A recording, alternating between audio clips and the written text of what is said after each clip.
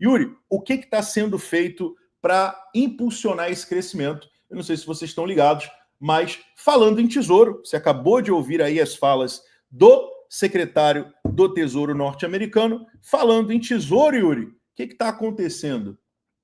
O nosso querido Tesouro, os Treasuries dos Estados Unidos, compraram 2 bilhões em títulos da própria dívida, totalizando essa semana, só essa semana, 14,5 bilhões em compras. Como vocês podem ver, esses são documentos oficiais do Tesouro. E o que isso significa, Yuri? Pessoal, as recompras da dívida, né, que são os Treasuries Buybacks, que é esse documento que está mostrando para você, Treasury Debt Buyback Operation Results, que são os resultados das operações de buyback dos títulos dos Treasuries americanos. Então, esse é um mecanismo onde o governo dos Estados Unidos ele compra de volta os títulos antigos, aqueles títulos que estão em circulação e ninguém comprou, né? Então, ele compra aqueles títulos de volta que estão em circulação, e isso parece simples, né? Para muita gente, uma operação simples, ele simplesmente foi lá e recomprou. Mas, na verdade, pessoal, isso tem implicações macroeconômicas importantíssimas. E é sobre isso que a gente vai estar falando agora. Yuri, por que o Tesouro faz isso? Por que eles vão lá e recompram, né, os seus títulos que ficaram ali, os seus papéis que ficaram ali rodando por muito tempo sem que houvesse compras? Pessoal, os títulos antigos, eles costumam ser menos negociados. Então, eles criam certas travas, alguns travamentos no sistema de treasuries. E aí, o que acontece? Eu coloquei até uma imagem aqui para exemplificar com uma impressora travada com um papel de título. Ou seja, quando o Tesouro, meus amigos, ele compra novamente aqueles títulos que estavam em circulação, ele remove esses papéis que estavam engatados ali na printa. Ele remove os papéis que estavam travados do mercado. E qual que é o resultado disso? O sistema ele fica mais estável, o sistema financeiro ele ganha mais estabilidade. Então, quando há risco de aperto de liquidez, como agora, o que a gente está vendo agora, é um dos maiores apertos de liquidez dos últimos anos, né? Em todos os quesitos, a gente entrou em um dos QTs mais longos da história, que terminou agora, no dia 1º de dezembro, mas que durou muitos anos. Então, no momento de aperto de liquidez, como até agora, dia 1º, né? Recompras, elas ajudam justamente a aliviar essa pressão na curva de juros. E isso evita a disfuncionalidade no mercado de treasuries. O mercado mais importante do planeta. Pessoal, o mercado de treasuries, ele é, sem sombra de dúvidas, o mercado mais importante do planeta. Só para vocês terem uma ideia, ele não é chamado de mercado mais importante do planeta à toa, não é exagero. Ele é a base do sistema financeiro econômico global. Tudo, absolutamente tudo no sistema financeiro deriva desses títulos, né? Taxa de empréstimo, precificação de ativos, valuation de empresas, hipotecas, derivativos e por aí vai, né?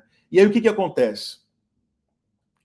Aí a pergunta, né? Yuri, beleza, eles estão imprimindo mais, eles estão recomprando, estão fazendo, de certa forma, a máquina girar, mas isso aí é bom ou é ruim?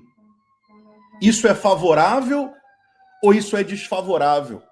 Cara, depende do contexto em que você está observando isso aqui. A gente tem 2 pontos aqui. A gente tem um ponto positivo para o mercado e a gente tem um ponto negativo macroestrutural. E eles são um pouco distintos entre si, mas que coadunam do mesmo significado. E eu queria perguntar, qual que você gostaria que eu falasse primeiro? Qual que é o ponto negativo, meus amigos, em questão macroestrutural? Isso mostra que o sistema de treasuries ele está sob, melhor dizendo, pressão real de liquidez. Ou seja, isso aqui só está acontecendo porque há um problema de liquidez. Porque se não houvesse um problema de liquidez, não haveria necessidade de um buyback, não haveria necessidade de uma recompra. Então isso mostra e magnifica, maximiza esse efeito de liquid crash, ou seja, liquidity crash, de crash da liquidez do sistema financeiro. E isso indica também a fragilidade no financiamento da dívida. Então a gente tem dois pontos aqui que são bem exponencializados. O problema de liquidez e a fragilidade do financiamento da dívida. E o terceiro ponto negativo é que o Tesouro ele está tendo que intervir para evitar problemas maiores. Só que da mesma forma, como eu falei para vocês, que a gente tem aqui a exponencialidade de um problema que é concreto e claro e cristalino para qualquer pessoa ver, a gente tem um ponto positivo quanto a isso.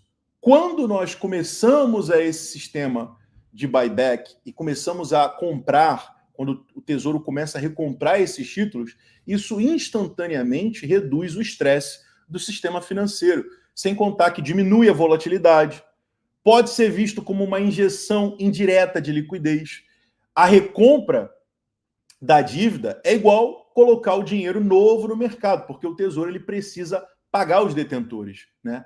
E, discretamente falando, funciona como um micro QE. Ele é discreto, mas é como se fosse um micro QE. Por que micro? Porque a gente fala numa extensão de capital bem menor. Você pode olhar assim e falar, caraca, Yuri, 2 bilhões é dinheiro pra caramba, pô, os caras fizeram 2 bilhões só ontem. Mas quando a gente olha para o sistema financeiro, você vê que 2 bilhões não é muita coisa, principalmente quando a gente olha para uma dívida de mais de 37 tri, né?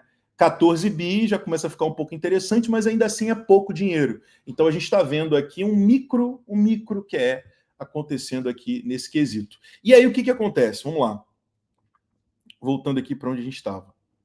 E aí, quando a gente entende todo esse movimento que está sendo feito pelo Tesouro, e quando a gente vê esse raciocínio exemplificado do secretário do Tesouro norte-americano falando que 2026 vai ser um ano grande, vai ser um ano exponencial, vai ser um ano de crescimento, isso faz com que nós venhamos refletir o que será feito para causar esse crescimento.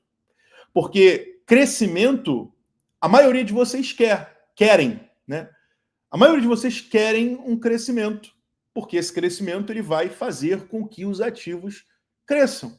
Não só no mercado de ações, assim também como no mercado cripto. Haverá uma injeção